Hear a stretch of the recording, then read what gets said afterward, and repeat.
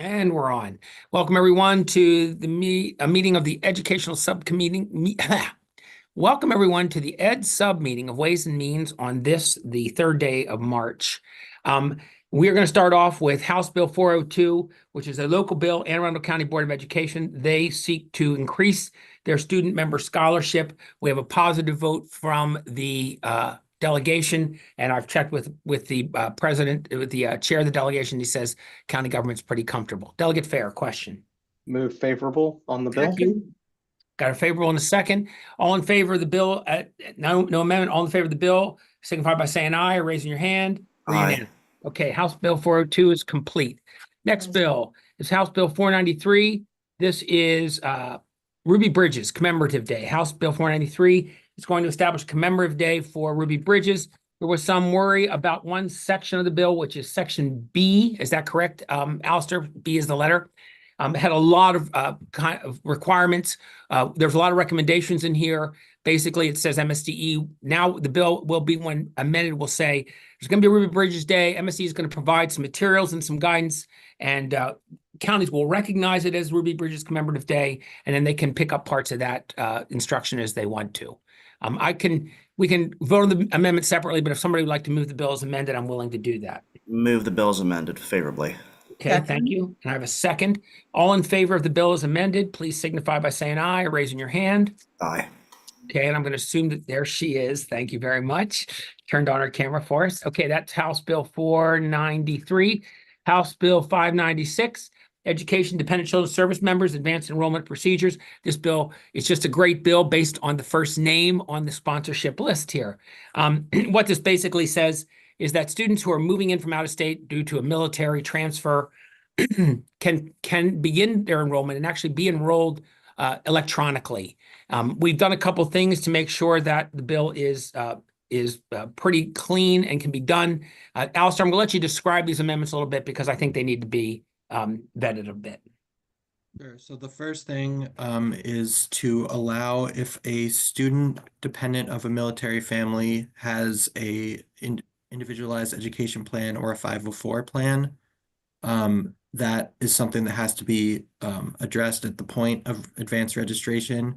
And then if they do have such a plan, the local school system has to work to ensure that in a quick, timely manner that student will get the appropriate education, including if it's appropriate, having a 504 plan or an IEP in the state of Maryland. And so writ large, it just smoothes the process of recognizing that the student had a special plan in the other state and that the county will address that pretty rapidly. And then another thing it does is say that as the bill came in, it said that if a student advance enrolls, they'll remain enrolled in their school till they graduate.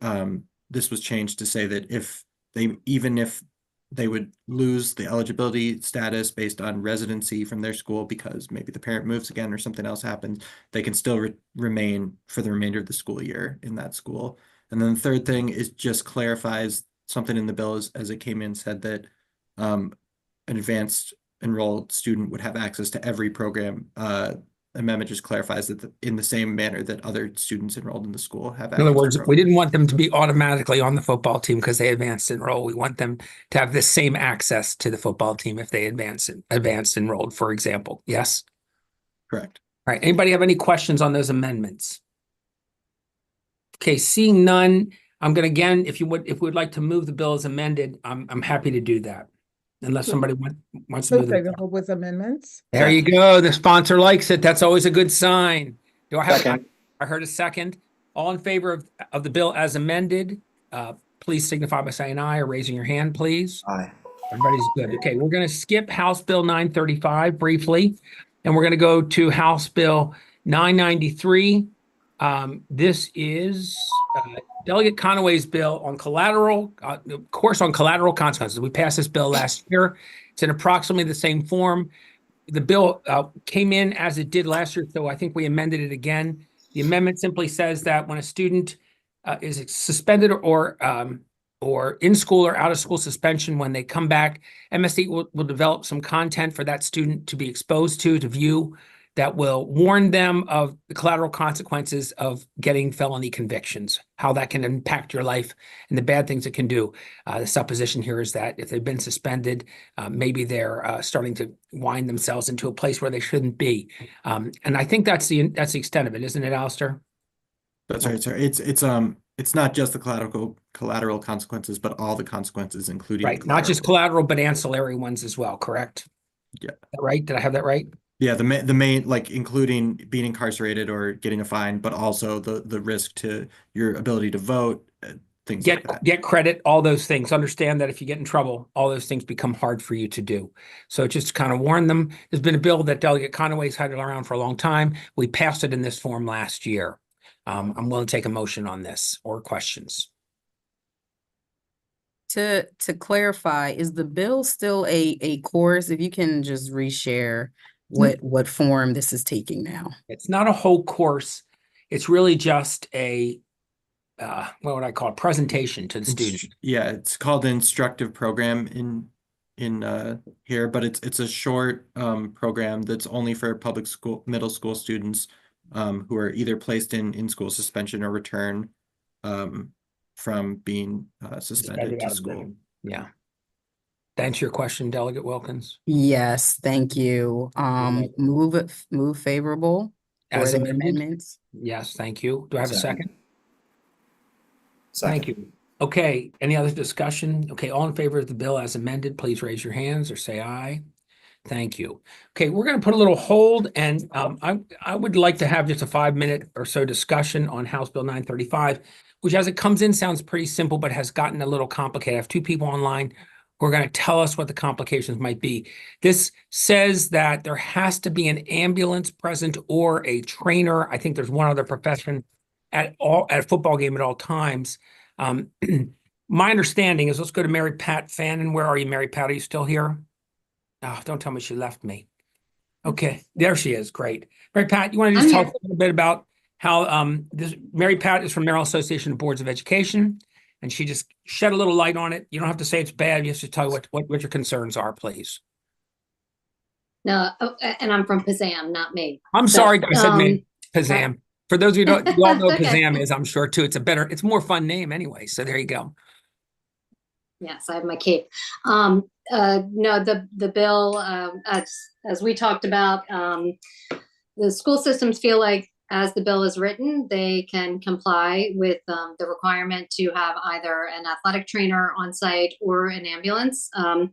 They would resist removing the option of having an ambulance because it is difficult to get athletic trainers, especially on busy Friday nights in the state and football.